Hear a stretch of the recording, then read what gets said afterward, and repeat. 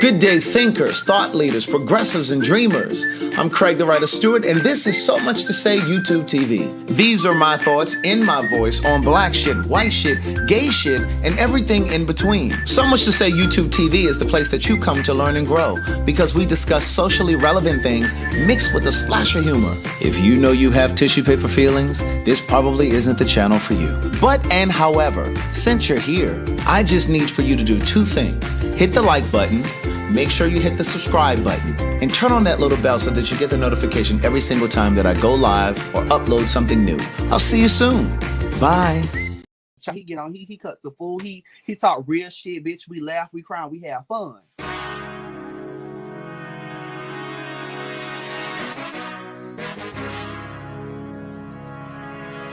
They don't have no outlet, or they don't have no voice, or they don't have no one to confide in, you know, so...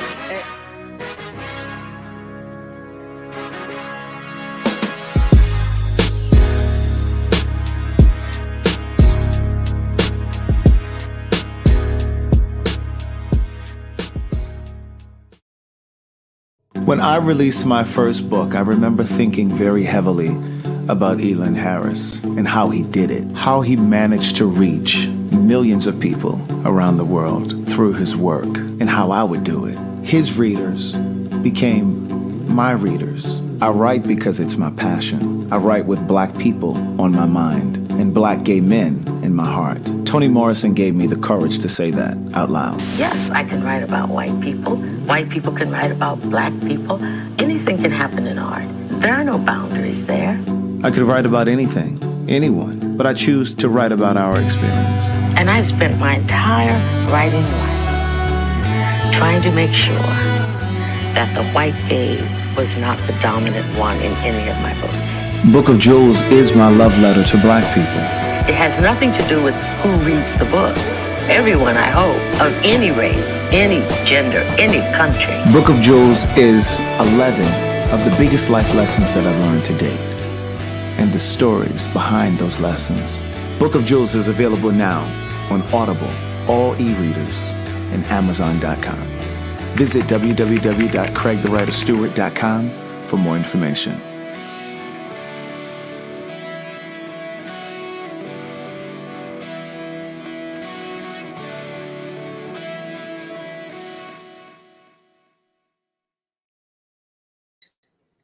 Hey girl, hey. Hey y'all. Hey boy, hey. Can't forget the fellas. Hello. Oh, I didn't mean like that. Did you say thank you? Put your coochie down. Your coochie already popping.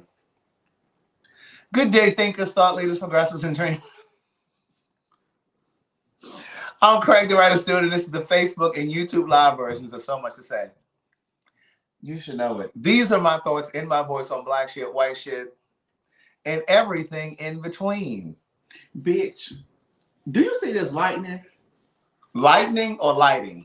Lighting. Because it was 84 degrees today. I don't think there was. I don't think there was any lightning. Bitch, it wasn't lightning like it was raining. You said lightning. Lightning. Bitch. Damn, bitch, you made me say it. Lightning. You say Valentine's, lightning. Well, bitch. Sunt. I stopped saying sun. I say scent now. Oh, when did you stop? I've been stopped. It was a New Year's resolution. We're going to have to start making some flashcards like we did for Miss Mary and all her words that she make up. Hey, Miss Mary. Hey, y'all. Hey, y'all. I'm drinking a little Uncle Nearest over here. Child, you swear it was, damn, your ice melted that quick? Well, you only put about 4 cubes in there. And look, all that ice you got a whole iceberg in your cup. Well, no, I don't put too much ice cream because you know these glasses is so small. You got but you know, it say Craig the Writer Stewart on it, so it was a gift to you. But that's so see how he reading the people who sent me a gift? No, I'm not reading. See how he reading the people who sent me a gift? Thank you, Travis Simmons, for a super chat. I'm not reading the people. So listen, I wanted to talk about, I didn't even tell Keon what I wanted to talk about. What you want to talk about? I want to talk about a few things. Okay, what's the few things you want to talk about, Craig? So, it's, you know, I guess I can kind of tie this in since you never did set up that interview.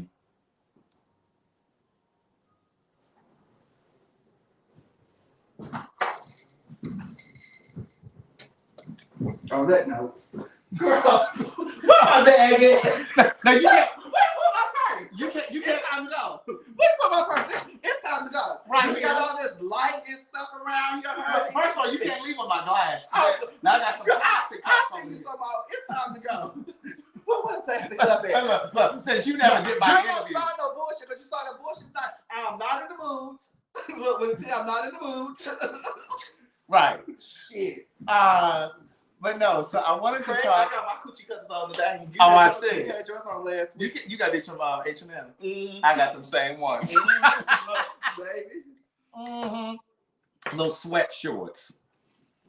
Go ahead. But I wanted to, on a serious note though, a part of the reason that I do the work that I do, I mean, outside of the lives, whether it's the books that I've written, the stage play that I've written. You guys haven't seen the stage play. I haven't produced the show since I've been doing live streams. That is definitely one of my goals, to redo that. The show that Derek J and I are doing, Gay Like Me Conversation. The reason that I do all of that is because I used to resist saying this, but I'm going to say it now. I've wanted to become a voice, not the voice, but a voice right, in the Black gay community. Part of the reason that I wrote Words Never Spoken was to be able to speak to and for Black gay men. Not to say that I speak for all Black gay men, because I know that I could never.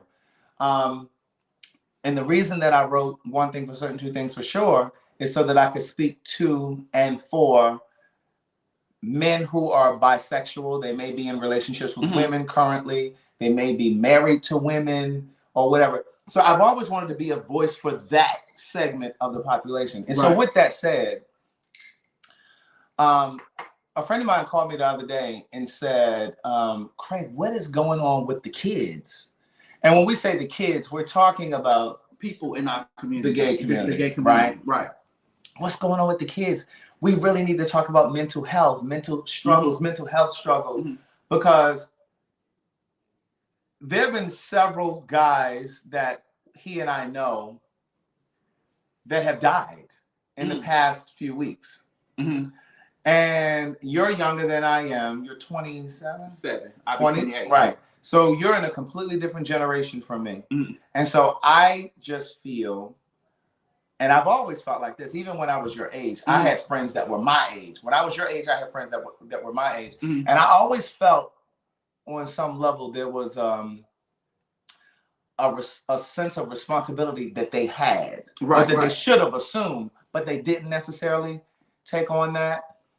So for me, now that I'm their age and you're younger than I am, I feel like I have that responsibility. And now that I have you guys, I wanted to kind of bring attention to this. Mental health is big for people, period.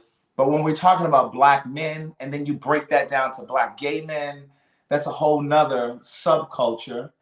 But then also the drug addiction and just this feeling of emptiness, this feeling of loss, this feeling of loneliness, all of that kind of stuff kind of ties together in a lot of cases, right? So, for example, one of the guys, and I'm not going to say anybody's names, but one of the guys just killed himself. He shot himself in the past few weeks. Couple days, like past few days.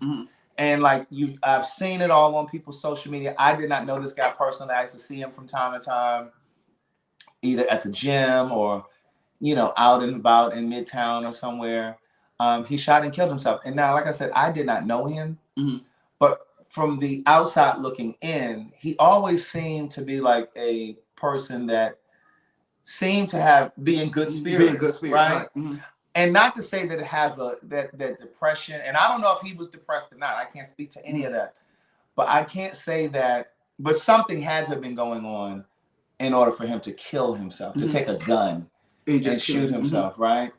But from looking at him and seeing, just in passing, I would have never thought that would have become his reality. Because when I think of that type of mental space, I would think that and this is a misnomer basically, but I would kind of think that the person would kind of look down and probably keep to themselves and not be so. He seemed to be very vivacious when I would see him out, just bright. Right. And so he shot and killed himself. A couple weeks before that, another guy that I did know, he overdosed. From what I've heard, he got hold of some bad drugs. Now, I don't know what those drugs were. I don't know if it was cocaine. I don't know if it was fentanyl. I don't know what it was. But I was told that he got hold of some bad drugs. And what happened was one of his neighbors saw him slumped over in his driveway in the car, like slumped over. And he didn't pay, or he or she, the neighbor, didn't pay it any attention at first. And then the next morning, he was still in the car. And that's when, they found out, right. And so they, some of his friends did a memorial for him, or a little balloon release or something in the park. And then the friend who called me, and we were talking about all of this, there's a guy that he used to date who is suicidal. And so my friend called him and said, hey, you just were on my heart. You were on my mind. He happened to be driving by his house. And he said, I just figured I would call you because like you just were really on my mind heavy today. Right. And he basically told my friend that he was considering suicide. Wow. And he had slipped back into using cocaine. And my friend said to him, are you using meth too? And he said, don't lie. Because believe it or not, a lot of us think, when I say us, I mean black folks, a lot of us think that meth is just a poor white person's drug. They walk around without no teeth. But niece, the black kids are really getting into this meth. They're on it. I read an article about it a few years ago. Wow. Craig, it's so funny that you it is so funny that you said that what you said that you want to talk about, because I want to just talk about life, period. So it's crazy because we both didn't say anything about it. Right. But, so I guess it was meant for us to talk about this. Right. But to your point, in our community, and just I'm gonna say our community, the kids, it's hard. Like it's really hard because you have these people who are still suffering from things, even though they have came out the closet or different things. You still have people who struggle with different things from their past or whatever. And that's why I tell people all the time, like, check on your strong friends, because you never know. You said something too not too long ago. You was like, you seen the person and he was always bright and he appeared to be. Yeah, he appeared to be. But you never know what somebody is fighting solidly. You know what I'm saying? So, and you have people who are like me. Like, I don't tell people my problems. Like, I'd rather just, deal with it my own. And, if I can't handle it no more, then I would. But see, that's dangerous. It is. And I think that's part of the reason why I wanted to have this conversation too, because going back to the young guy who shot and killed himself, I saw it all on social media. And I looked through the comments and, you have people wondering, like, well, what happened? I had no idea. Like, this is such a loss. Why? And a friend of mine said, but he was an attractive guy and he had a lot of people that were interested in him. This was something bigger than that, right? This is bigger than physical. I don't know what he was feeling because, again, I did not know him. So I don't know if it was a thing where he had I don't know what it was, right? I mean, of course, my mind was racing. Maybe there was some family issues going on. Maybe his family never really accepted him. Maybe he just went through a bad breakup. Maybe financially he's in a bind. Maybe he just learned that he was HIV positive and couldn't I don't know what it was. But part of the reason, and I just thought about it because I don't even know how old he is, but I imagine he was in his 30s, early 30s. And for me, being 45, I can't imagine if I had missed out on the last 15 years, because I had taken my own life or something like that. And I just part of the reason, I mean, I've been thinking so much about this. Part of the reason that I post, and I'll put hashtag he's 45, like if I post a picture of myself. Of course, I'm joking. It's not a thing where I'm just like, oh yeah, look at me. I look younger than 45. For me, it's about dismantling this stigma that's very much so present in the gay community. And I won't even just say the Black gay community. Gay men, and watch this, gay men are oftentimes more protective of their age than women. Yeah. Gay men don't like to admit that they're older. They don't, because in the gay community, there's this idea that once you pass 30, you're a senior. You're a senior. You're downhill. You're downhill. You hear this bitch telling me all the time that I'm old. But I be just playing with you, right? Yeah, I be just playing. But no. To your point, it is people, and I'm not gonna say his name, but I have a mutual friend.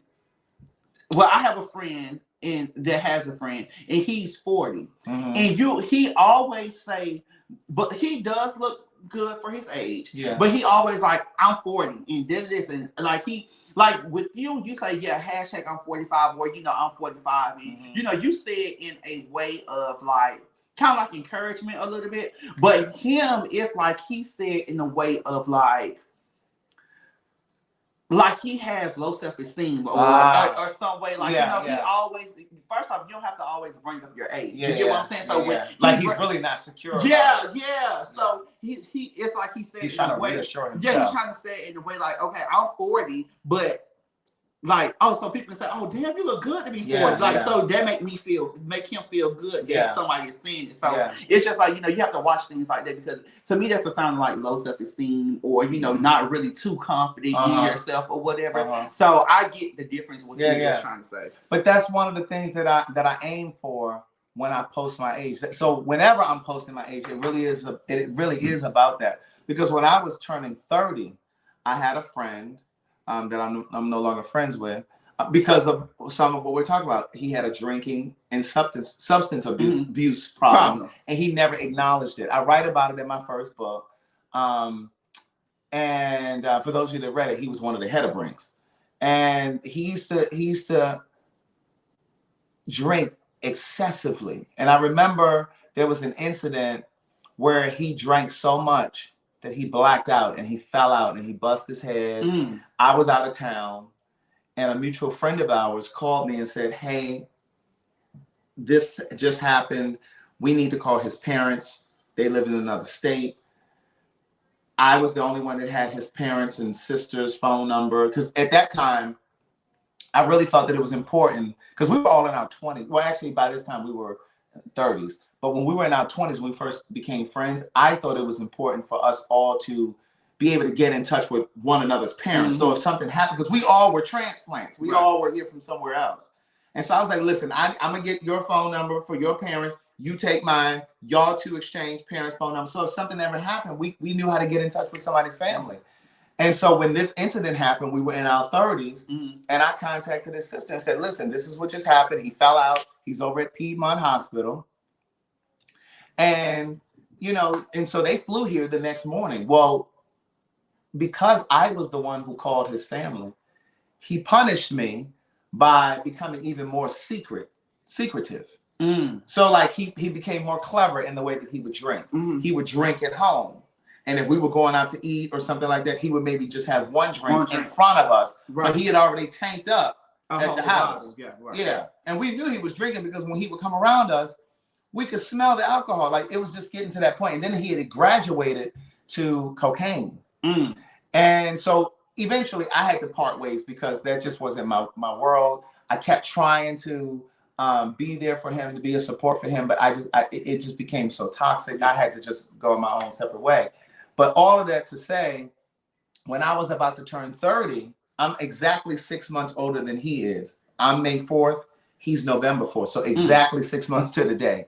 And when I was coming up on my 30th birthday, you out with people, and they're like, Craig, how old are you? And before I could even say it, Craig is about to turn 30 on May 4th. But I knew that he was struggling with his own age. Yeah. Because he was just like, he was always ready to tell people. And I said, well, you don't have to tell people. I said, I'm okay with getting older. Yeah. Even now. So the reason that I put my age out is because I really want to dismantle that. For those of you that are insecure, if you will, about your age, you need to release that. Be grateful for every single day that you're alive. Be grateful that you're still here. You have your faculties. You understand what I'm saying? Like, it's a privilege. It's a privilege to get older. Yeah. You know, so.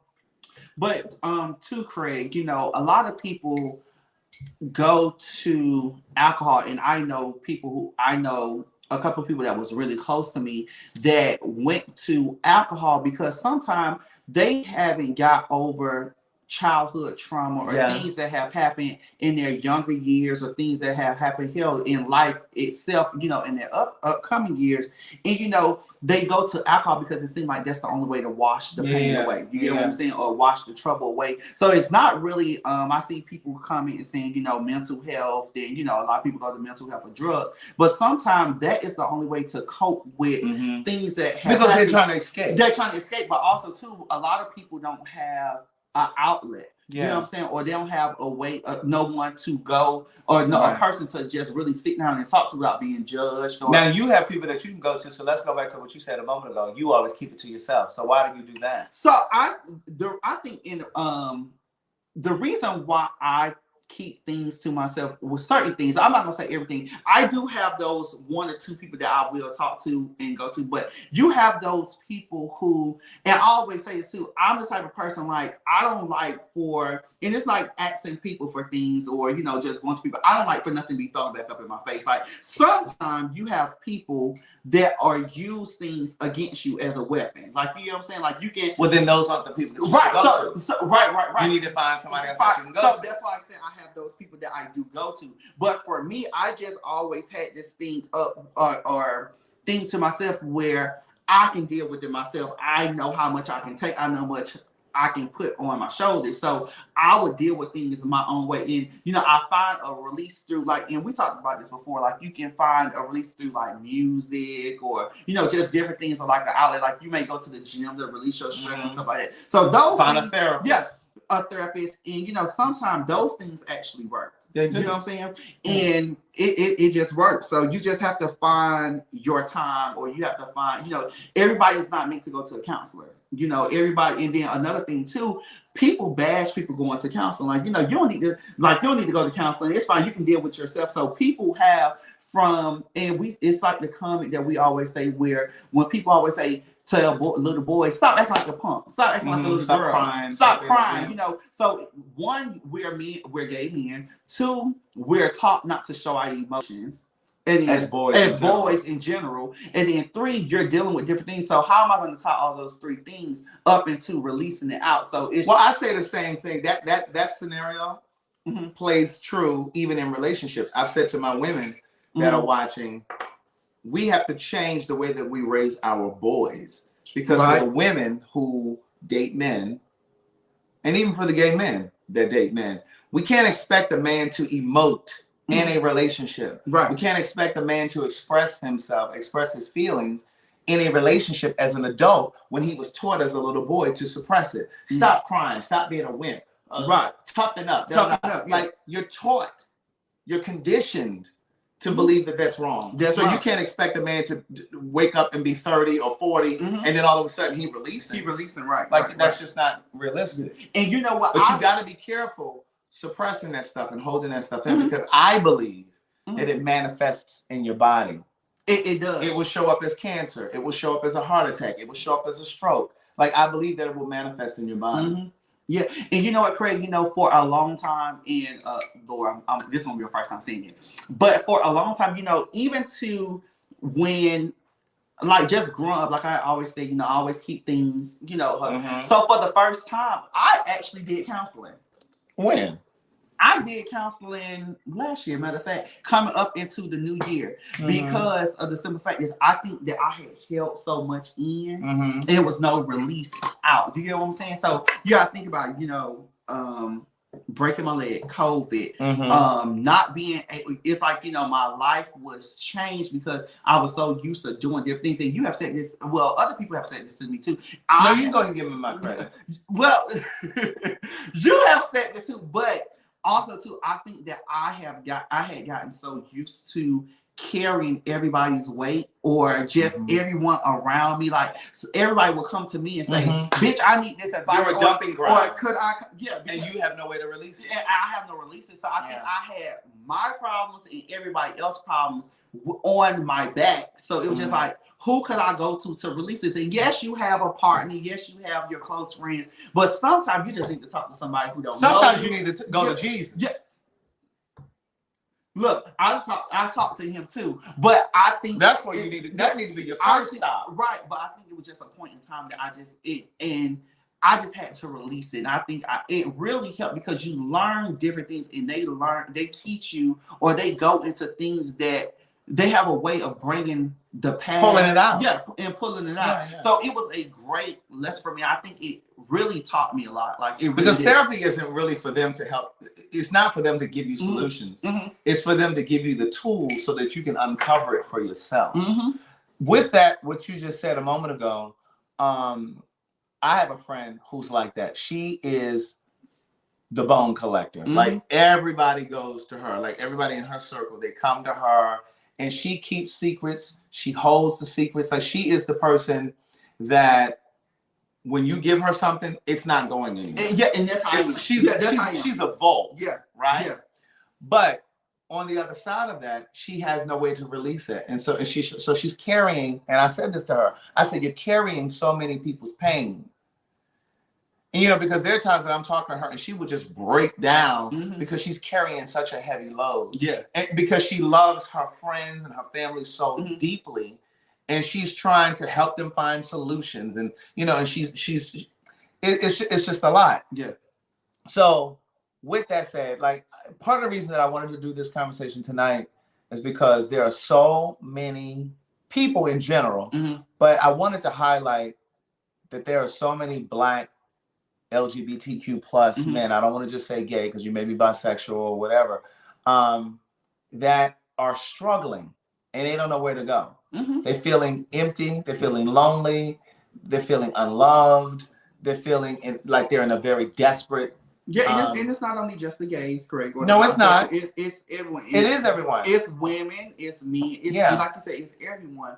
But and that's why too, I don't know, you didn't see the when I went on with Phil, you didn't see that interview, but I talked about this as well, and I was saying that I'm glad that we have a different type of platform that is more positive, and it's not we talk about shit and we get on here and cut up, but at the end of the day, I think 80% or 90% of our platform is to encourage, is to teach, is to have. It's like outlet. Like we don't know. Yeah, we get on here and we call people names and we say different things. But think about people like Rashonda who watched all the time and never said anything. Right. You know what I'm saying? So just think about just different things of the people that watches us. And yes, we get messages outside of here, and we emails and different things like that. But just imagine how many people is watching right now that don't never really say nothing. You don't know who. Well, that was why I wanted to do this. You don't know who's crying right now. You don't know who's actually going. Who's on the verge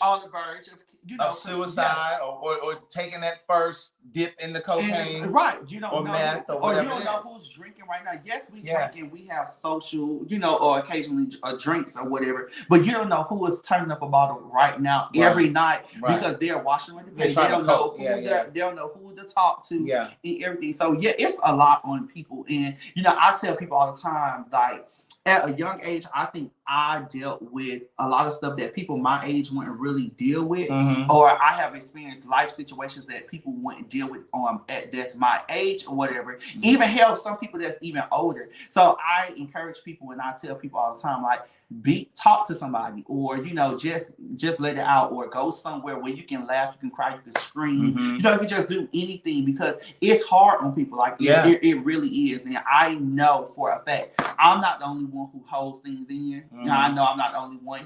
It's a lot of people. It's a lot of people who are what do you call it? You call it the parental sibling, like the step in when their parents were sick, or a parent has passed away, or they just need to take in and see them. So it's a lot of different things that goes on in life that people just never talk about. So I definitely applaud. And the thing too for me was, with these two particular guys, the one who overdosed and the one who shot himself, I wanted something more than just a bunch of conversations under their last post on social media. Because under the last post on both of these guys, there were a bunch of people under there commenting, but then in the next week or two or whatever, that will go away. Mm-hmm. And then what else? You know what I'm saying? Then we wait until another tragedy happens, someone else kills themselves or someone else overdoses. We really need to have, and this is why I'm working so hard to get Gay Like Me conversations up and running, because on a platform where it's available to millions of people, because this is critical work. This is critical work. And part of the reason why I think my journey took so long, I tell this story all the time, part of the reason why I believe it took so long for God to really start to move was because he had to prepare me, because I was one of those guys who was trying to figure myself out. So I wasn't really trying to understand the gay guys that were really feminine. I wasn't trying to understand the trans girl. I wasn't really trying to understand the bisexual guy. So through my journey up to this point, I believe that, and again, now I'm in a space where I just have such a love for people of color. Like I just want people of color to be okay, right? And so it's almost like, I didn't realize this, but I almost feel like I've devoted my life work to creating projects that speak to the hearts of Black women, Black men, Hispanic women, Hispanic men, and the list goes on. I really feel like that's what I was called to do. Case in point, I'm going to pivot just for a second. Niecy Nash and her husband, her wife. Niecy Nash and her wife are on the cover of Essence magazine. I'm excited that that's there. Excited that it's there because it speaks to so many queer people, not just lesbian women, but also Black queer people, period. And I saw something on Niecy Nash's page today. It was a video. And she said that Black queer people are so important to the Black community. Like, there's no way that we can talk about Black people or Black history and not include Black queer people. And I got up under that video and I said, this is what I've been waiting to see and hear. Because Black queer people, when I say queer, I mean lesbian, gay, trans, bisexual, whatever. Black queer people have played a vital role in Black history. Right. Black queer people have been at the forefront, on the front lines of every major movement in this country, from women's rights to civil rights to the HIV/AIDS movement. We've been at the forefront of every major movement, but we've been discarded. We've been discarded by the Black community. We've been discarded by the Black church. You understand what I'm saying? And so, but we've played a critical role. And in my opinion, this is my opinion, Black queer people saved the Black community. Go ahead. I ain't gonna do. And I'm just gonna give you one example, because it was Black gay men and women that were at the forefront of the HIV/AIDS movement. When Black people as a whole were saying, "Oh, that's a gay white man's disease." No, we were at the forefront. This is before it was starting to affect our community, and we were at the forefront. When the Black church was ignoring it. You understand what I'm saying? When the Black church was ignoring it, the Black church had the power to change the way that Black people saw this disease, because 80% of Black people believe in God or we're going to church or something. And we know that Black people have a reverence. I know it's starting to change now. Black people have a reverence for the church and, that the power structure of the church. So the Black church could have changed the way HIV/AIDS affected our community, but they wouldn't speak about it. They wouldn't speak about it at that time. I know that there are churches now that speak about it, so you ain't got to message me. I know. Because, they'll wear me. But my church talks about, girl, I know now. Yeah. Now they do. It's a general statement. It's a general statement. But, so when Niecy Nash posted that today, I was so grateful. But there was also a part of me that was still a little upset with Essence Magazine. Okay. Because, and I'm grateful, I'm grateful that Essence Magazine is now talking about it. Let me say that again. I am grateful that Essence Magazine is now talking about it. Maybe there's a new regime over there. Maybe they have new leaders, new writers, and whatever over there, right? But going all the way back to 2002, when I first wrote A Day in the Life, and my friend Danielle was working for Essence Magazine, and Emil Wilbekin, some of you may know him. He's a Hampton graduate. He used to be the editor of Vibe Magazine. He's a Black gay man. He was over there as an editor as well. We were trying to get Essence Magazine to cover A Day in the Life. It was a stage play that sold out here in Atlanta. We wanted them to cover the story, to talk about Black gay people, Black gay men, just the whole thing. Mm. And then when I put out my first book, we were still knocking on those doors over there at Essence. And they were like, oh, no, we're not talking about that. We don't want to discuss that. Like, they just didn't want to talk about it. So again, I'm grateful that they're now talking about it. I am grateful that they're now talking about it, because it is going to change the way that Black women, Black queer women see themselves, and Black queer people, period. Mm. So I'm grateful now. But it's been a struggle, because I would have expected Black media, not just Essence, but Ebony and all these other Black media outlets, to have talked about it. Like, but they've tried to single-handedly exclude Black queer people from any conversation about Black people. And even when you talk about the Black Lives Matter movement, when I said Black queer people have been at the forefront of every major movement, the two women that started Black Lives Matter are queer. So there you have it. This one you sort of start talking. No, bitch. No, this one you supposed to say something.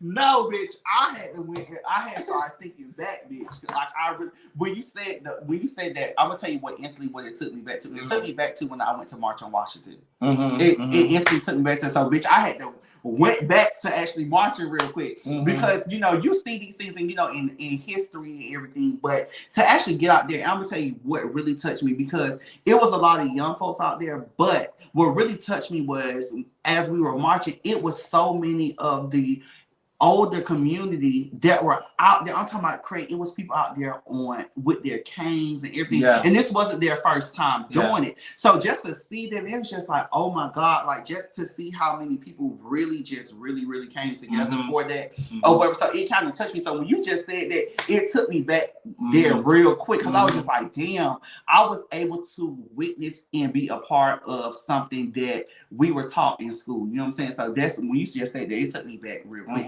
But when you're just talking about how about into the churches and everything, I'm not gonna get into it, because I know people have different beliefs and everything. But one of the things that was talked about bad in church was being gay.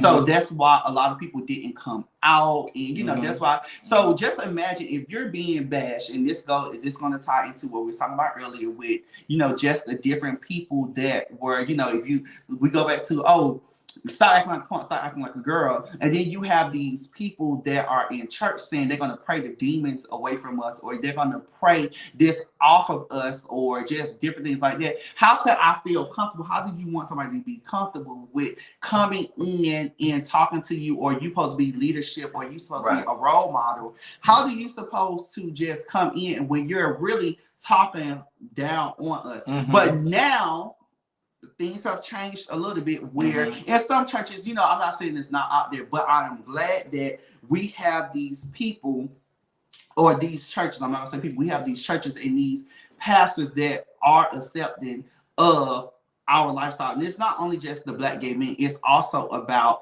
lesbians as well, because we are, as a community, we are one. So when you're talking about this, it's just, it should be. Well, in some instance. That's another conversation. I'm gonna get to that next. But we are supposed to be one. So now it's more accepting a little bit, because you got to think about, you have gay pastors that are you have pastors that's DL. Oh, absolutely. Well, God rest his soul. Speaking of that, real quick, I'm gonna turn a little bit. You remember that story I talked about Eddie Vaughn? Which one? Bitch, look, So I'll never forget. I had this, and Lord. You talking about the one when he tried to? You met him somewhere? And, no, that was Mike. Bitch, Mike met him somewhere, and he tried to. Yeah, go ahead. You're right. That was Mike, bitch. You know, Debbie, right? Me talking about. There was so many Eddie Long stories. I mean, no, but I'm talking about the one. So remember, I told you that it was this girl that was in school, and she used to always call me her cousin, but she was Eddie Long's granddaughter. So when he passed and stuff, so she was like, cousin. No, I said, girl, you can't call me your cousin no more. After this, before he died, when they had the story come out about, you know, him touching the boys or whatever. Yeah. So I said, girl, you can't call me your cousin no more. Don't do that. Why you do that lady like that? Because why you do that lady like that? One, I was already high. Number one. Two, you're gonna try. Oh, you were in the closet at the time? Girl, we all knew you were a fag. Craig, just because you're a Golden Gate. Just because you're a Golden Gate, you ain't never went between the split. You used to put your pussy in somebody else's pussy. I used to put my dick inside of. Oh, it was a dick then. And it's still one. Oh, is it? I thought you were you must be tough. You must be tough. Bitch! Oh my God. You're a mess. But anyways, going back to what we're saying is, so I'm gonna touch on a little bit what you were talking about. It's crazy how that bitch look all the way right with duct tape, bitch. Right. But it's crazy, you know, and it's changing a little bit crazy. So I'm not gonna say all the way, but it's still that lesbians are more accepting than gay black men or gay men in general. But you know, we talk about us. So it's crazy that. Because we were talking, and I'm glad that, in a way, I'm glad that Lil Nas X does what he do. Because he's making a statement. Because just think about it. When he had that performance, and he was, you know, he was kissing the guy and doing all on the camera. But not maybe a couple of weeks later, look at Tiana Taylor. And that situation. It wasn't the same. It wasn't the same outrage. But I'm gonna say something about that. Here's the thing. I have tweeted Lil Nas X. I've even DM'd him on Instagram to celebrate him and to salute him. I'm sure he read it. He didn't respond, but I'm sure he saw it. And I just set my intention to be able to lift him. And I said, I just hope that you have a strong support system around you, so that you can stay grounded. And that you can stay encouraged, because with all these people attacking him, Lil Boosie and all these other people, and he's young. I was concerned about his mental health, right? But here's the thing: when he performed, a lot of the gay boys didn't like it. A lot of the gay boys were talking, "Oh, he doing too much, and why he got to do all that? Why he got to be kissing somebody on TV?" And this, that's your own insecurity. That's your own internalized homophobia. But here's the thing: because y'all didn't have a problem when Tiana Taylor did it, right? But here's the thing with us, the kids in the community. They have us, because I said us, but I'm talking about us. Here's the thing. A lot of time, and it's not just about kids in the community, it's about people in general. A lot of time when someone do something that you really want to do, you don't have the courage to do it. Or you don't have the courage to do it, you're going to bash it. Right. Just because you ain't got the courage. And you know what? I remember just because you 40 and still closet, and you know let that little boy live his life. And I feel bad because I remember a time back in my life, back into my straight days. Okay, listen. I said, listen. Look, I said straight days. Straight. We having a great conversation here. What you're not gonna do is lie to my people. Okay, no. You were never straight. I was straight. No, you weren't. You were delusional. Bitch, either way it go, I was. Okay, you were never straight. But anyway, see, sexuality is instinctive. It's how we're wired. So you were always. But Craig, let me just say this, bitch. You just weren't acting on your feelings. Well, actually, I was. Oh, you were.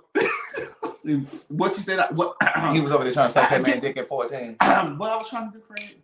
Suck that man dick at 14. Stop telling my business, Craig. He was texting that man when he was 14 years old, talking about can I suck your dick? Girl, my mama said. And his mama found out. My mama said, "You gotta do that." Craig, I would never forget. Ladies, we finna change this up. No, we're not yet. Not yet. I'm talking about what we talking about because we were serious. Yeah. We about to get a little. We about to get light. We gotta get a little light real quick. Listen. So, can you imagine, ladies, to the ladies in here? Can you imagine if your 14-year-old son, you found out that your 14-year-old son sent a text message to some grown man. How old was this man? 17? He was like 17, 18. Talking about, can I suck your dick? What would you? He told on me. I would never. Because let me tell you something. Because if that man had let you slob his knob, he would have ended up in jail. If he would have let me suck his dick, baby, he would have never went back to. He would never went back to coochie. He would never let a woman suck his dick again. First of all, he'd have went to jail, so he definitely wouldn't have went back to pussy because he'd have been in jail, and all he would have had was some dick. But like, you ain't supposed to be doing that. Look, so I was. How you at 14 texting somebody? What you even know about that? You need to be. Let this be a cautionary tale. You know what? If you got kids, you need to be looking at their phone. Make sure you got this parental things on there. My homegirl has a son that he was texting a girl. And he was telling her, go back to your man, and all this stuff like that. I'm talking about they got to be 10 years old. I said, I wasn't the only one fast. And I'm not talking about her son. But Craig, it's a lot of people in this world. I just live in my truth, honey. It was a lot. No, the man wasn't gay. He wasn't gay, child. The man wasn't gay. He was 14 trying to turn this man out. I was trying to do You it. ain't even had no titties yet, and you trying to turn that man out. Girl, I still have my training, bro. I don't even think you were in the training, bro. Yeah, you had little mosquito bites. They hadn't even started. Look, they was like this, Craig. Look, you had little mosquito bites. They hadn't even started. No, but it's so funny though, because look, I didn't even know what I was doing. I was trying to experiment, honey. But anyways, but no, the man wasn't gay. The man was not gay. He's not gay. Even to today, quote unquote, he's not gay. But I remember texting him, and we were always having. First of all, what you doing with that man's number? Girl. Anyways, he wasn't a man and he was a teenager.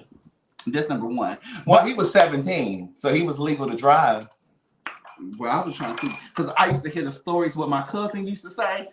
So, girl, I was trying to see what it was about. But no, all jokes aside, no, I remember texting him, Craig, and we was having this conversation and whatever. Like I was, we were always texting whatever. And first of all, at 17, I wasn't texting nobody 14. So I remember telling him, like, could I do this to you or whatever?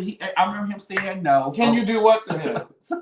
You said suck your dick. I can't remember exactly what I said, but let's pause for a second. Think about it. What did you say? Craig, that was so long ago. Suck his dick. I want to suck your dick. Could I perform on Can I Suck Your Dick? That's probably what I said because I was fast, Craig. And you from Miami. So could you imagine? You Miami children or something.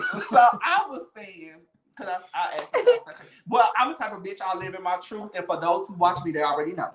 Listen, look, MTS said, where's Mama Gladys? She in the other room, but even if she can't hear us, she gonna be watching this live. She'll watch it like she gonna watch the live tomorrow. I tell Gladys all the time, child, excuse me, Gladys, you better wear the whole armor of God. Because when I'm around, ain't no telling what I might say. Or do. I'm very respectful, but Gladys knows she charged it to my head, not my heart. But anyway, so I'm texting this or whatever. I remember him telling me no or whatever. He was like, no. I'm glad he had it. I'm glad he wasn't R. Kelly. He was like, no, I can't do that or whatever. And he was the nephew of my mother's friend. Oh, so your mother was just embarrassed. So she came and told my mama. Right. So he told her, she told my mama. And I wonder what he told his mama. I told his auntie.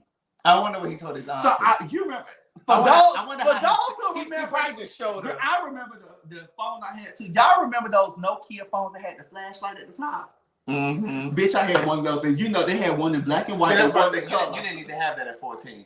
See, Carlton and I talk about having kids, and we have this ongoing debate where I'm like, well, our kids ain't gonna need to have no phone in elementary school. He said, well, Craig, here's your reminder. Alexa, stop, reminder. But Craig, look, Carlton is always like, well, they gonna need a phone. Like, we live in a different time now. Like, kids need to have a phone. They got after school programs and this, that, and I'm like, no, I'm gonna pick my kids up and this, that, and that. They ain't getting no phone today in middle school. Everybody asking how I got his number. So how I got his number was because we were all close. We were all, growing up, you call your mama friends, cousins and stuff like that. So we were cousins. And you wanted to suck your cousin's dick. Well, I knew he wanted my cousin because he knew we wanted my cousin. So I wanted to suck his dick. So I remember what he looked like today? Girl, he looked a fucking mess. And see, can you imagine if he had slobbed that man's knob? But he was fine as fuck back then, child. I wanted to see what they'd be by. I wanted to taste it. Let that be a cautionary tale.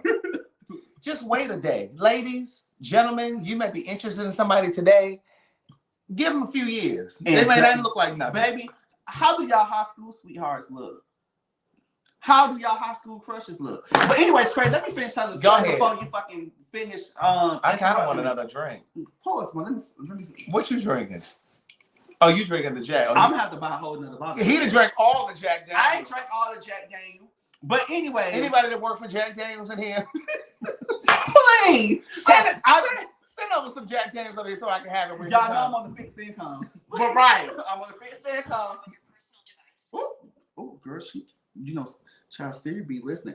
For those who have Apple, please turn off the tracker on your phone because Apple be listening. Yes, indeed. They listen. But anyway, so she wound up telling my mom or whatever, and my mom came in and said, "Let me see your phone." You had this with Jack Daniels? Yeah.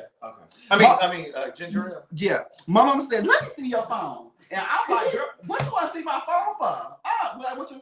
She said, I'm not gonna say his name, but she said, "You said to like that you want to suck his dick." She said this. And I was like, "Mother, I ain't say that. She said, "Yes, you did. Yes, you did. I seen it. She said the word did.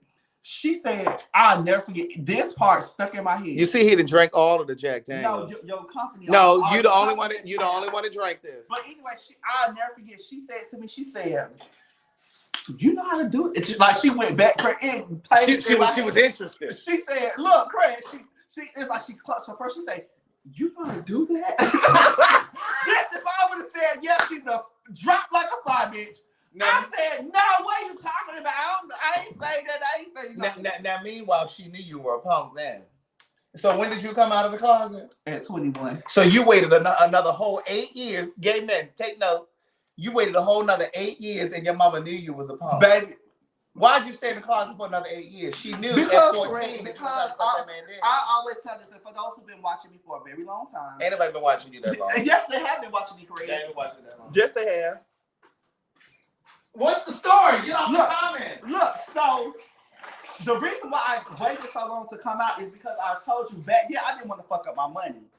What money? Because I was DJing, I was hosting. Well, you gotta be straight to DJ. Well, you gotta be straight at to the DJ. time. You act like you were acting in a movie. No. Like it was but gonna at cost, the time, it was gonna cost you a Craig, roll. back then, You act like it was gonna cost you a roll. Well, child, they did, honey. I ain't fuck up my coins. So you waited a whole nother 8 years. I'm gonna tell you what I was doing. To live your truth. I'm gonna tell you what I was doing. No, I was living my truth then, but I was doing it secretly. Unlike you, Craig. Pause. You were doing it what? I was very discreet. I was secretly. I was doing it in a secret where nobody knew. You had sent this man a text message. I was very undercover. How was that secretive? But Craig, how was that clandestine? Well, ain't nobody know but my parents and the people that I had to mess with. Hey, get this swallow of Jack Daniels right here. Just because you're golden game. Should I put a rest of this in here? No, bitch, you ain't finna get me fucked up like that. Well, the rest of that ain't number one. What I'm gonna leave this swallow in here for? Okay, well. Well, I'm gonna leave this swallow. Go ahead and pour it in there. Maybe a bulldog drink. Sip it and see. Put some ginger ale in there. It's too strong? No. Miami hoe. One thing about me, Craig, I always tell these people, I live in my truth, Craig.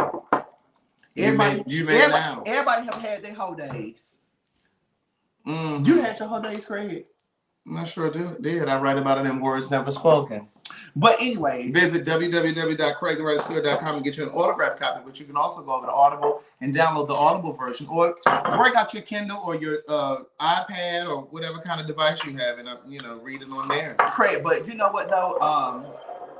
I'm just so glad. You didn't even take all of the ginger ale. Well, bitch, you don't take all ginger. You split that can, bitch. Your cups is only this big, bitch. First of all, the ginger ale can is only a 7 ounce. So okay, Craig, it only poured a little bit. You could have used the whole Look thing. at it filled up. That little 7 ounce can filled up my drink and yours. That's because you had more alcohol. These cups are so small, Craig, but I'm so glad of the person that sent you these cups. I think Tani sent these to me. Tani Joy. Marcus said, Keon, don't drink it all because you about to tell your business and I'm listening. Come on, Marcus. So go ahead, Keon. I'm not going to say nothing else. Go ahead. Go ahead. I'm listening. Baby, when I say Keon fucks up the, wait a minute, where'd that go? He fucks up the king's language, baby. Go ahead. Craig. So let me say, splitting words, mispronouncing words. Well, Craig, for one, I'm tongue-tied. That's number one. How was that gonna happen? You sucking that man dick, baby? That would have helped. One thing about this mouth, I never had no complaints. You what? Never had no complaints. Okay, from a man or a woman. You say you coochie too. You see, lick the split.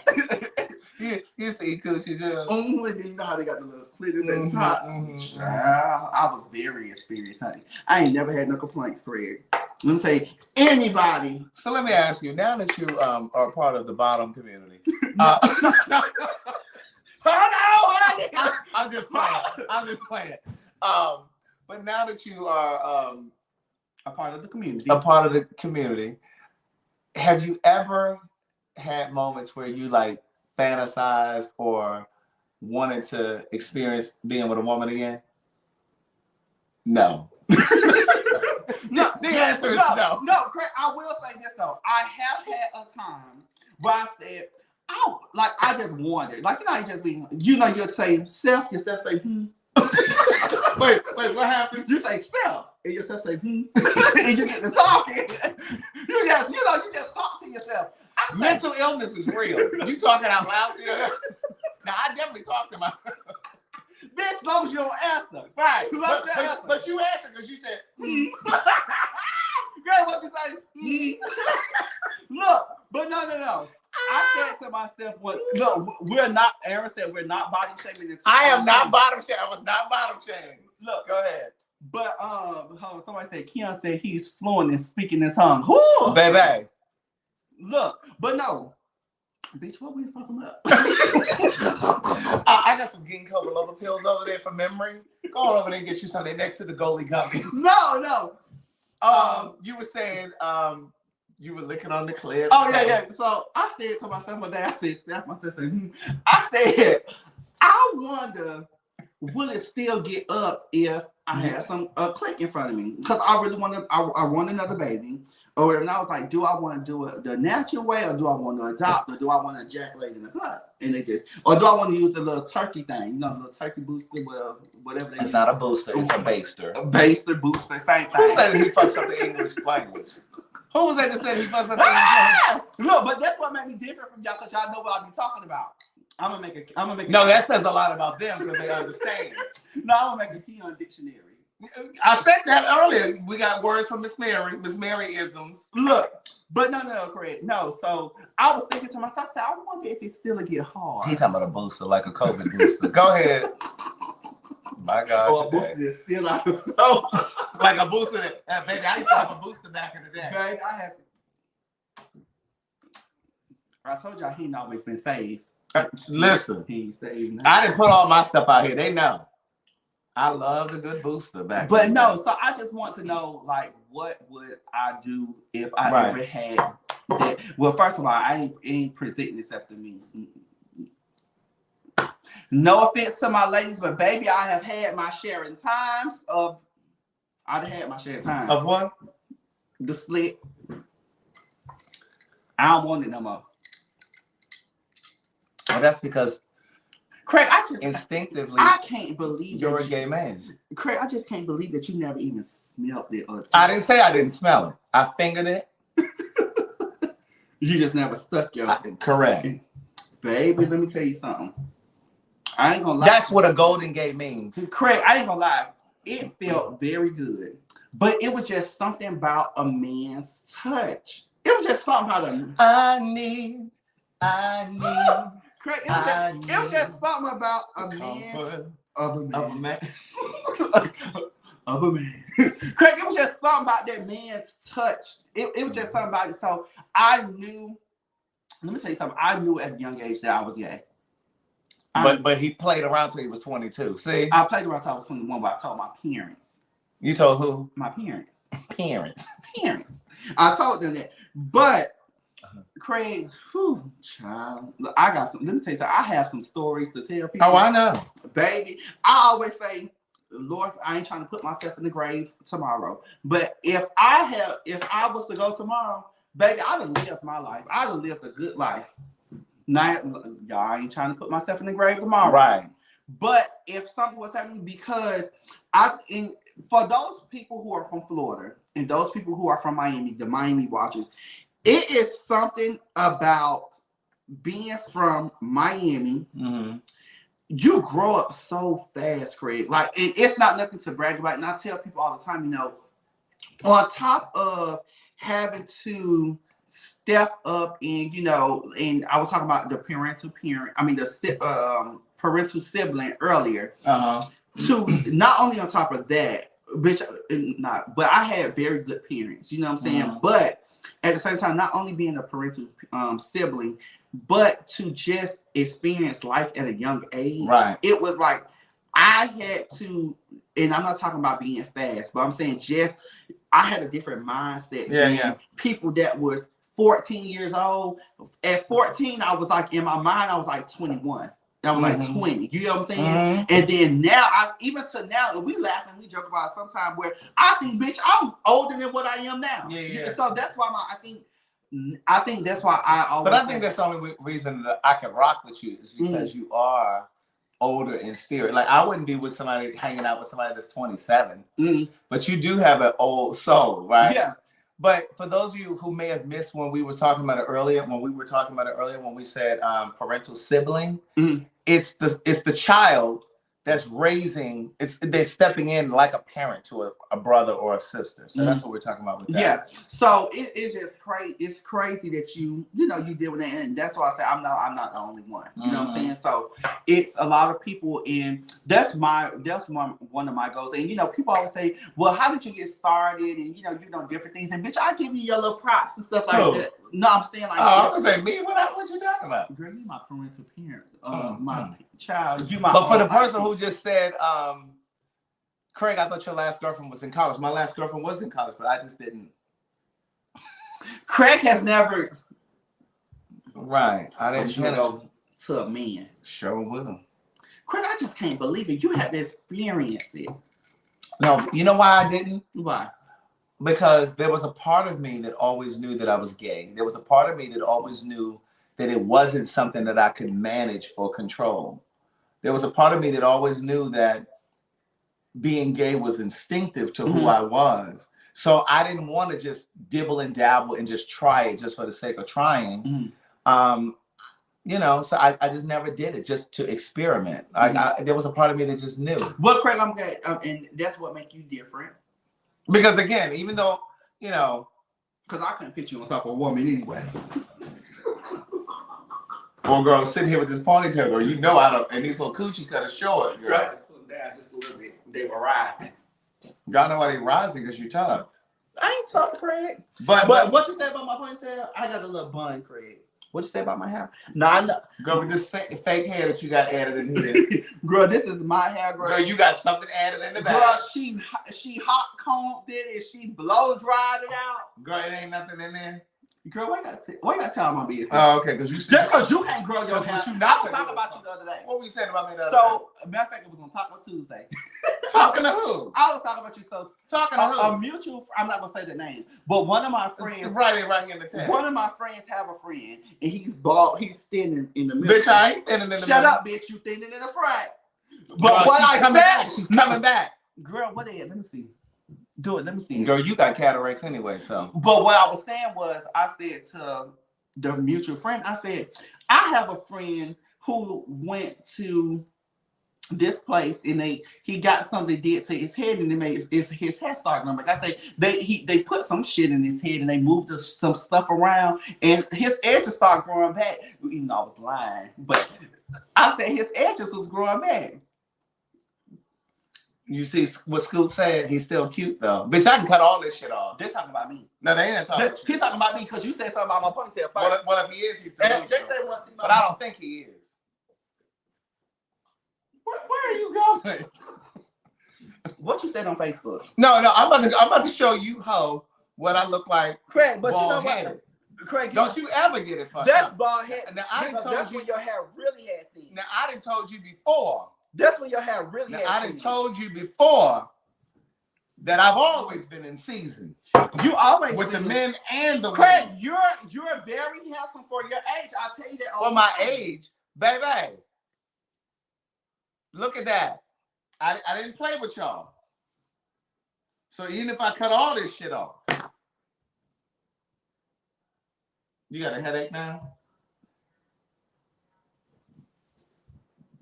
For one, Craig, that's when your hair had really thinned out. You didn't even know me then. Girl, I look back in the day. I look through pictures, honey. As much as you post your whole life story on the social media. Why are you moving your shoulders and shit? Because I just want you to know. I just want you to know that you would never in the closet with all that shoulder action over there. Oh, Craig, down because I have came to become who I am. I have got in touch with my feminine side. Do you see what Yolanda said? Yolanda don't know better. No, Yolanda knows. Yolanda don't know better. You see what Brittany says? The people have spoken. They're talking about me. No, they're not. Look. C. Smith said you need to go back to shaving your head. I told you that too. I told you cut your hair one more time because it ain't like your edges is growing back, Craig. Bitch, they are. You know what? I'm gonna stop saying that. You are such a hater. I'm such a. I always tell you, like you tell me, live in my truth. You always say live in my truth, and you always say communication is our partner, clarity is our friend. So I'm just letting you know, communication is our partner, and clarity is our friend. You let that bitch rob you, and I should go windmill on her motherfucking dance. I should go. All I'm gonna say is, when you turn 45, bitch, you better have every follicle, because I'm gonna be right there. And if I don't. Girl, you listen. If you don't, you're gonna be like 70. If you don't have all your follicles, I pray that George is still there, girl. Bitch, let me tell you something. Let me How do you know, bitch? Let me tell you. I'm gonna be 20. First of all, you can't add, because when you're 45, how old you be, Craig? Excuse me. You're 27.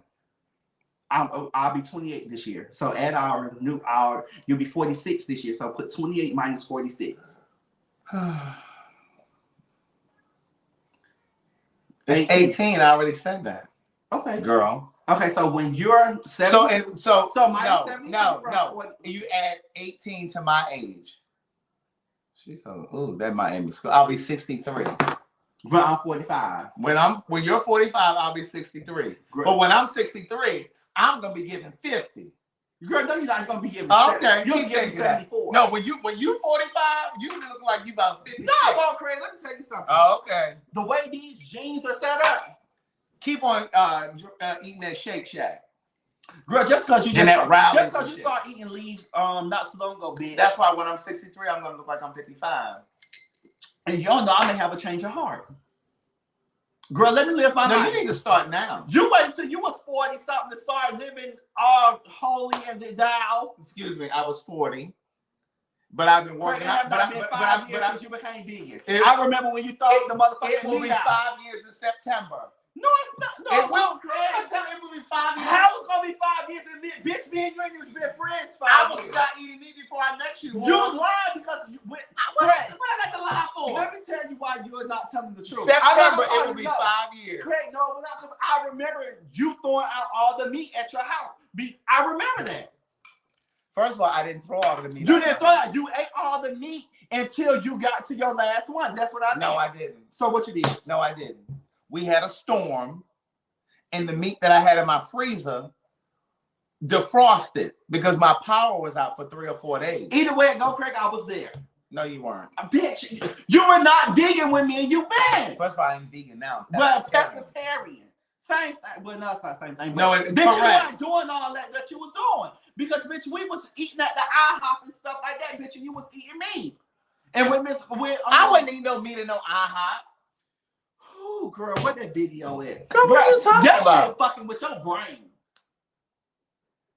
Girl, I ain't just finna get my blood pressure up fucking with you tonight. First of all, you need to put this ghetto ass Jack Daniels down. you need to put this. Look, Aaron said pescatarian. Well, you know he can't really pronounce words. Pescatarian. Aaron, you got in for that. Pescatary. Somebody said, Keon, love the word, bitch. I gotta go back to pescatary. Where my girl Erin at? Pescatary.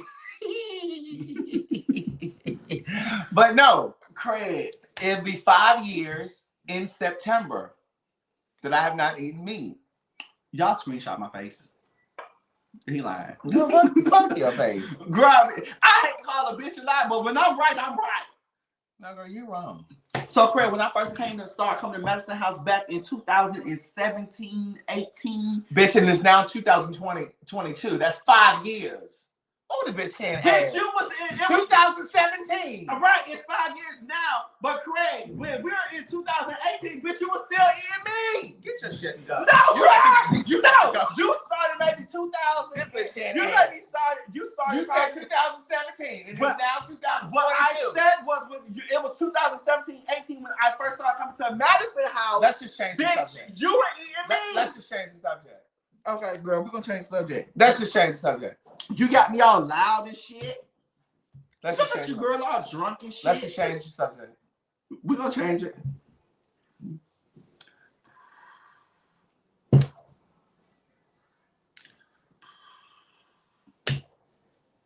Take another sip, child. Let me catch up where you at. Because I'm gonna go home. Because you got my pressure up. Your pressure was up when you came here. No, my pressure was big. So that fast food and shit you eat. No, it wasn't, Craig. My blood pressure was low. When I came, it was very normal when I got here. But bitch, you have gave me a headache and you have made my pressure go up.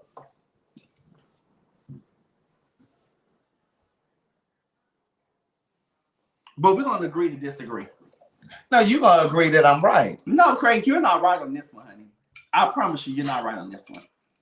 You're not, Craig. And I hope a memory pop up and you see it and you say, you know what, that bitch was right. And I'm gonna say, you right, bitch. I was motherfucking right. On March 3rd, 2022. You know the difference between a motherfucker that's in their 40s and a bitch that's in their 20s. They gonna keep talking. But my grandmother used to tell me all the time, if you close your mouth, that bitch will shut up. Because a person can't argue by themselves. Let me say, that shit don't apply to me because, bitch, I'm gonna keep talking. You don't feel where I'm coming from.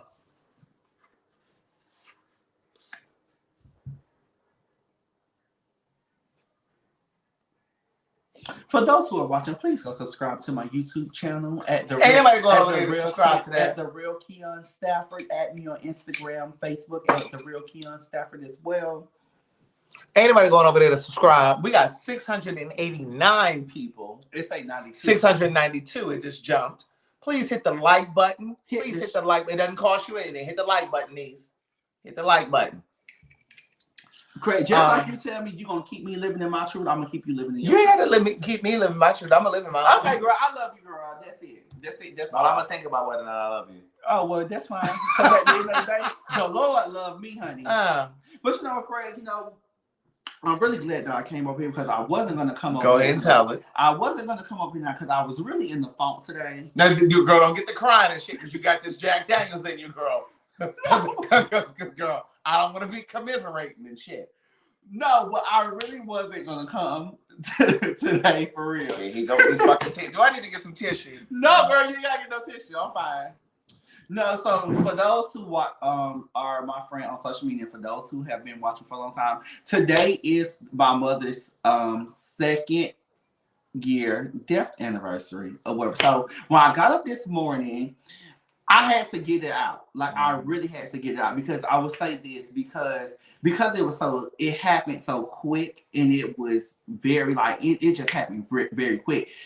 I remember yesterday 8 o'clock. Which was the time that, you know, they told me that they don't think she was going to make it through the night. Mm-hmm. Up until today, it was like everything just started playing back, Craig. Mm-hmm. Like from the phone calls to me keep going, you know, from me getting on the road. I remember it was pouring down, raining. Like everything played back in my head or whatever. Mm-hmm. So when I got up this morning, and, you know, Facebook going to remind you about everything. And the first thing I said, I remember writing that my mama had passed. And right. I remember, you know, because I'm the oldest, you know, everything just fell on me. Like my dad was like, no son, you have to do it. I want you. So I remember telling the doctors like, hey, I'm ready to start the process. I'm ready for them to, start letting her transition or whatever. Mm-hmm. And it just, I was like, when y'all do this, I do not want to hear the beat. I don't want to hear her flatline. Mm-hmm. Bitch, the shit still flatline. It just. Why did they end up doing that? Because once they start the process of whatever, they was like, once we take this out of her, you're gonna hear. So you didn't get time to leave the room? I was in the room, like what we did. So I'm just breaking down real quick. I'm gonna sum it up real quick. So what happened was, my mother wound up having she had stomach problems. So she wound up having it was like a vessel busting in her stomach, and she wound up, all her organs starting to fail or whatever. Yeah. So by the time I got down there, it was telling me that she wasn't gonna make it. So I was like, okay, I'm gonna get on the road. I'm the oldest from my mother. And so my dad went to work. He was out there all day that day. And I remember my mama called me every morning. And she didn't call me this particular morning. So I called. I was like, okay, she didn't answer the first time. No, she used my alarm. So she called me the second time. She didn't answer. So when I called back again, my dad answered. He was like, hey, your mama on the way to the hospital. And I was like, what the fuck? What the hell's going on? So she called the ambulance? Yeah, my dad them called the ambulance or whatever, to come get my mom or whatever. So when he went out there, well, she went first. She went first, and then he was getting ready to come. Look who called her. No, that's not that matter. She went first, and then, he was going to go after. So he said, she got there probably around 8 o'clock. So by the time 8 o'clock came to about 9, by the time I got to work and everything, now mind you, this is in 2022. I mean, 2020. We're in 2022. So, he wound up calling, and he was like, he said, hey, I'm getting ready to go to the hospital because they say they about to put your mom in ICU. I said, whoa, what the hell? You were at work. I was at work. Right. So I remember calling about my mom. So we're going to fast forward from my mama leaving to going to, the hospital. So I remember calling her, and she called me. For those who know, my family called me Shy. So she said, Shy, I'm gonna call you. She was like, I'm just getting to the hospital. I'm gonna call you back. So I said, okay, cool. So she never called me back.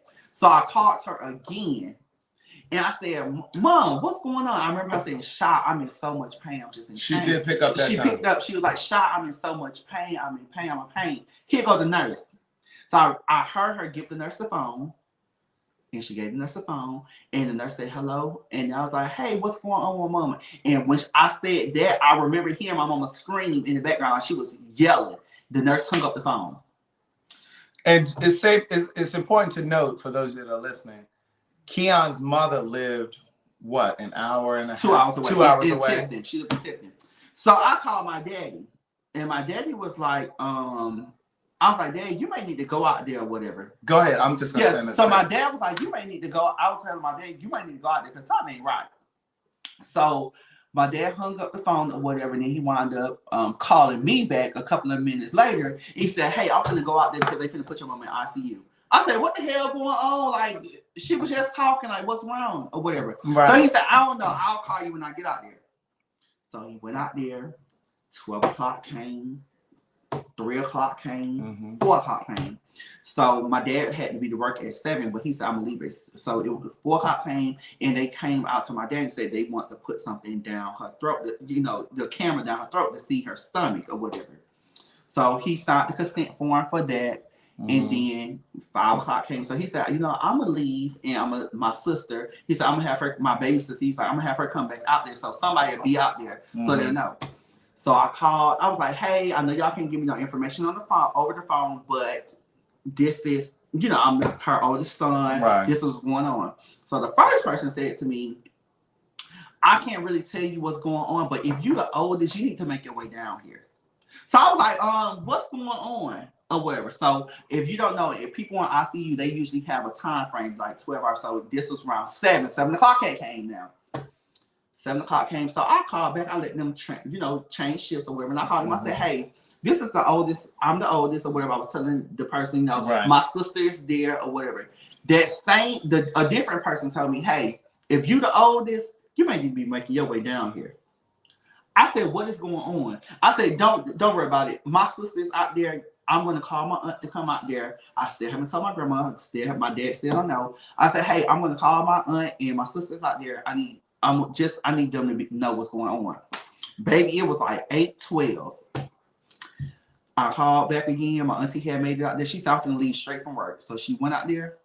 She said, so the man came out or whatever. He said, no, hey, he had the doctor come out. He said the doctor was saying that, hey, you know.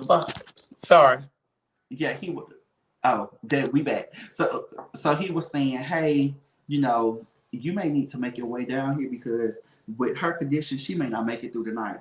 Bitch, I lost it. I was just started crying. I was like, what in the world? She was just cooking Sunday. Like she had cooked some dinner, everything. But I remember my grandma telling me on Sunday, she said, my mama's name was Jackie. She said, Jackie food didn't taste right. Like something, it just wasn't Jackie. Yeah. It wasn't her or whatever. So we move forward. So, bitch, it take you 2.5 hours to get down there to Tipton from where I stayed. Bitch, when I tell you, I called my god sister Judy. And Judy came to my house. Her boyfriend dropped her off over there. When I tell you, by the time she got there, I was at the hospital. I got to the hospital probably about an hour and a half. I was probably doing about 110 with the flashes on in the rain. When I got there, my mama's blood pressure was 96/52. And normal blood pressure is a 120/80. 120/80. So, you know, I was telling them they had gave my mama 12 pints of blood. Or whatever. They let me meet. And then, so by the time I got there and everything, I started letting, you know, I told them, I said, hey, I told my cousin, I said, go get my dad. I need you to go get my dad. He need to know what's going on with his wife. Because he was at work. He was at work. So my cousin went and got my dad from work. My dad came out there and, you know, they were just saying, hey, keep the faith and everything. Her blood pressure just kept dropping. Mm-hmm. So then when when the next day come, we all slept in her room and everything. And then I remember waking up. Was she present? She was not present. I remember running her house like, Mommy, you gonna be okay? All this stuff. So we slept in the room with her, me, my god sister, and my dad. They usually don't do this, but it was the father because they all let us sleep in there or whatever. 6:45 woke up, the nurse tapped me. I remember waking up. They all came to me. He tapped me. He said, you know, we finna get ready and do shift change or whatever. I need y'all to get up. So I remember I went straight to the pressure machine. I said, how's she doing? It was like 110/32 then. So it went up. It had went up, but the lower number was the lower. But the reason why it had went up because they had gave her so much blood. So all her blood was just coming back out or whatever. So he said, it's nothing we can do. He said, you may need to start making your calls right now. Oh God, bitch! I just bust out and started crying. I was like, I can't. What else? Were your family asleep? They were still sleeping? So I woke my dad and my sister, my god sister up. I called my grandma. I said, all y'all need to come to the hospital now. I called my auntie. I called everybody. I sent a text to my uncle and told him what was going on. He sent out the whole text message for me. So I said, look, my mama's not gonna make it. I'm not gonna let her stay up here swelling all day. Those who want to come to the hospital, y'all better come see her. Y'all better come because it's not looking good. So it was just like I went into a mode where I had to step up real quick. I had to step up real quick. And my dad was just like, I'll never forget, my dad was just like, son, whatever you choose to do, I'm here to back you up. And I'm like, this your wife. But he was just like, you know, you handle everything. Even to the funeral arrangements, picking out my mama's stuff. I handled everything. Funeral, paying, everything. Because I remember, and this like... He said paying. Yeah. Paying. Like paying. Because I don't know what that sounded like, but go ahead. Paying like money. I remember 2 months when I was enrolling into some new insurance, I was like, I remember asking my mom, I said, Mom, do you got life insurance? Because I was going to put her on my insurance thing. And she told me, yeah. But she was having to do my dad work. But anyways, long story short, so I had to come out of pocket, everything like that. But anyways, I remember telling them, we prayed over her, everything. Everybody had got out there and, said they final goodbyes and everything. I remember saying, okay, I'm ready to start the process. I remember telling the nurse that or whatever. So I had to sign the papers or whatever. By the time they start the process and by the time they start taking for those who ever been through this, by the time they start taking the tubes out and everything like that, before she can even get done, she removed the mouthpiece. Who is she? The nurse. Removed the mouthpiece. And it was just like it was just like air. Yeah. Next thing I know is ding.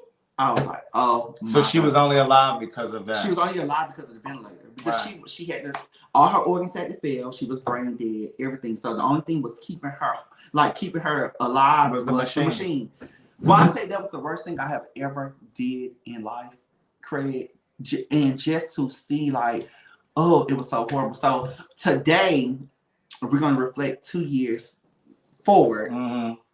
I kept remembering everything from all of those. It was like the times was stamped in my head, so I remember everything. Like it just triggered. So this morning when I woke up, I was trying to keep it together, but I couldn't because it was just like, damn, I can't believe my mom is gone 2 years, and we were like this, like we were really close. Like, and my mama always told me that she was proud of me. My mama always said, you know, I just thank you. Like she always told me these things. So it was just like I'd have done my job already. You know what I'm saying? So it was very hard. But today has been a very hard day for me. And I said I wasn't gonna record live or whatever. I'm gonna come back and say, you know what, I got my tears out. Let me just go record with Craig or whatever. But it was very hard. Yeah. It was very. So those who ever lost a mother, it's a different type of pain, Craig. I tell you all the time. I tweeted something about this probably about a month ago. Those of you that follow me on Twitter, I said something about if you've lost your mother, and of course I haven't lost my mom, but I've come close, and so I know what it feels. Almost know what it feels like. I was able to get close enough to the feeling. If you've lost your mother, if you've experienced the heartbreak of losing your mother, you can overcome anything. Right. You can overcome anything, I believe. Especially if you have a relationship with your mother. I'm very sensitive to when people like talk about their mother like really sick or their mother like, you know, going through something. I'm very sensitive to it because I know how it feels to be in that space. You know what I'm saying? So it's just like, it's an experience. You know, most people lose their parents like in their 40s, in their 50s and stuff like that. But to just really digest and lose her at 25, it was like, oh my God. And then you gotta think about it. I have younger siblings. Like my brother, like when didn't have as much time. They didn't have. My brother was 17 when she passed. So when is that the one I met? No, he's older. So he's a year older. So when actually he was 18. I'll tell you, but he just had turned 18 February 1st. So when he came home, I told him, I said, I need to talk to you. That's the first thing I said. And he said, is it what I think it is? And I said, what do you think it is? He said, it's about mom. And when I said yes, he bust out and started crying. It was just like, oh my God. But it's an experience. Yeah.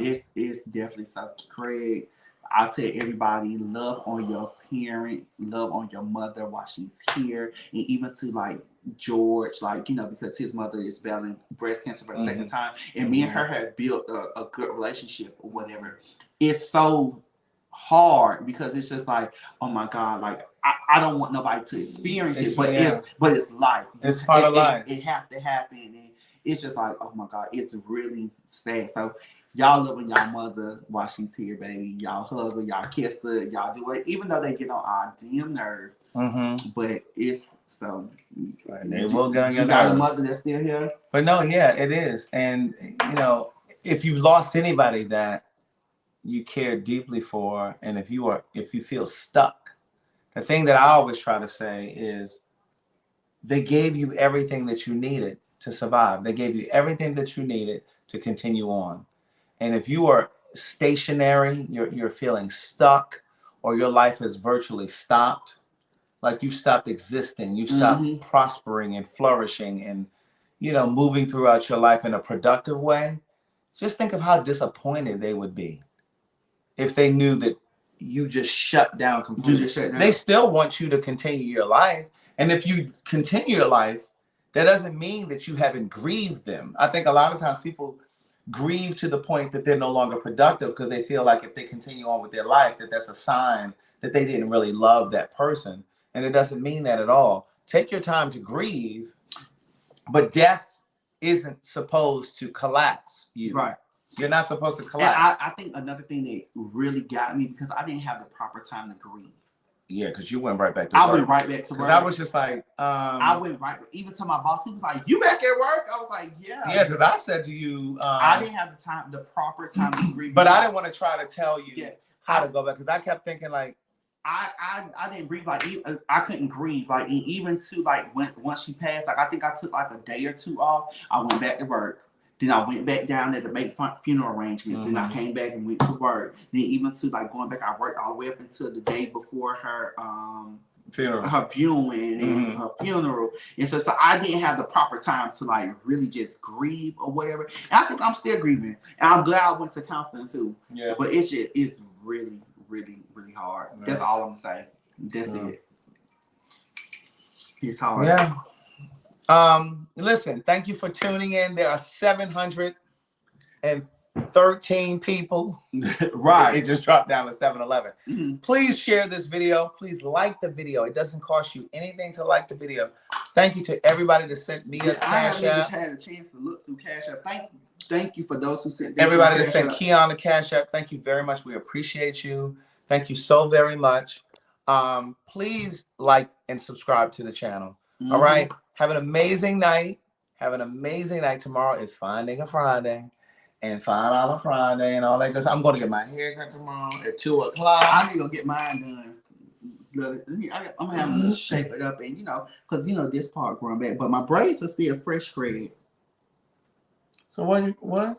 I'm gonna have them fade in and shake me back up. My beard. You don't need a haircut. All you need to do is go and get your little line. That's all you need. I'm gonna have them fade the sides because Craig, my hair grows really quick. Listen, you guys have an amazing night. Brush your teeth, floss your teeth, brush your tongue. Get down on your knees and be grateful.